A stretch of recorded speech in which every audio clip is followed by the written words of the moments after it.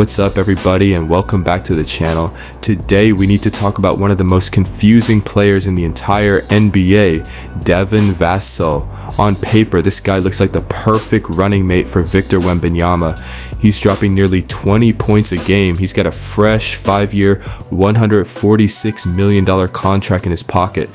The Spurs paid him like a star. But here's the paradox. The more you dig, the more you watch, the more you look at the numbers, the scarier it gets. The analytics are screaming that something is fundamentally broken. So the big question is Devin Vassell the future in San Antonio? Or is he an empty stats guy on a massive contract that's actually holding Wemby back? Let's deconstruct it.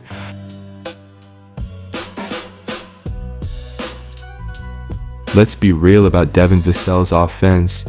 The guy is addicted to tough shots. His go-to is a long-range jumper that he only cashes 36% of the time, which leads to a massive disconnect between his personal stats and the team actually winning. The analytics are screaming this is a problem. There's a wild negative 34% correlation between his points and the team's success. Translation: the more he scores, the more the Spurs tend to lose, which is the definition of empty stats. The reason is simple. He's allergic to the paint. He almost never attacks the rim, meaning his free throw rate is basically non-existent.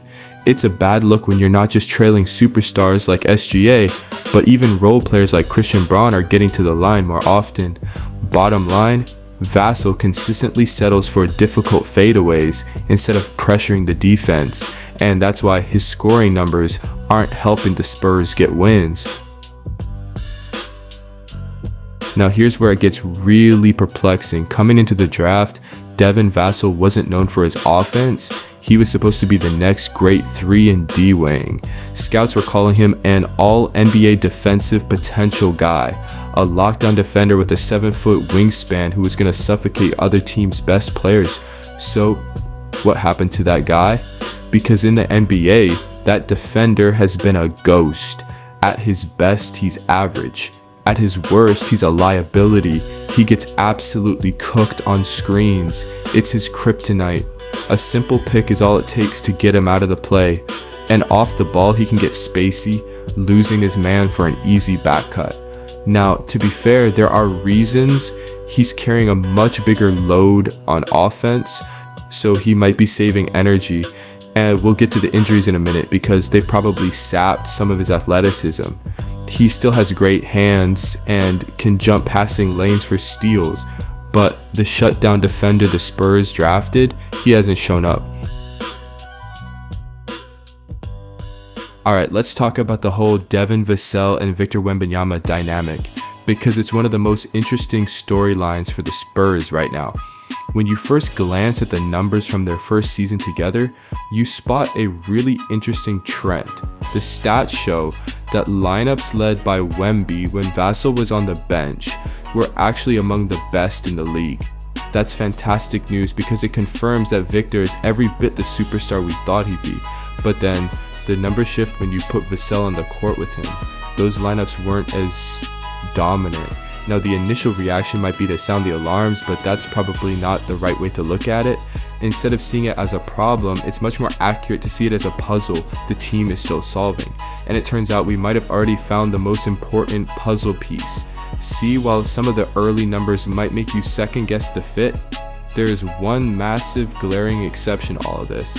That little variable is named Tre Jones. The moment you put a true pass-first point guard on the floor with Wemby and Vassell, the entire equation changes. That specific 3-man lineup wasn't just good, it was absolutely playoff tier. They were destroying opponents, posting numbers that made them one of the best lineups in the entire NBA. So what does this tell us? It suggests the problem was never really Devin Vassell himself, but the role he was being forced into. Without a natural point guard to run the show, the team had to ask Vassell to create offense and handle the ball way more than he should, and honestly, that's just not his game. But the second you let Tre Jones handle those duties, everything clicks into place.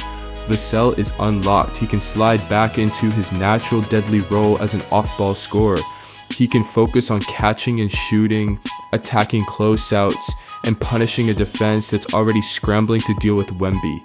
In that role, he doesn't just fit with the superstar, he helps make that lineup completely dominant. It shows he's not the issue, he was just the wrong answer to the wrong question. The real answer was a true point guard all along. But what do you think? Should the Spurs move on from Devin? Are you surprised on how dependent a Wemby-Vassell tandem to a pass-first point guard?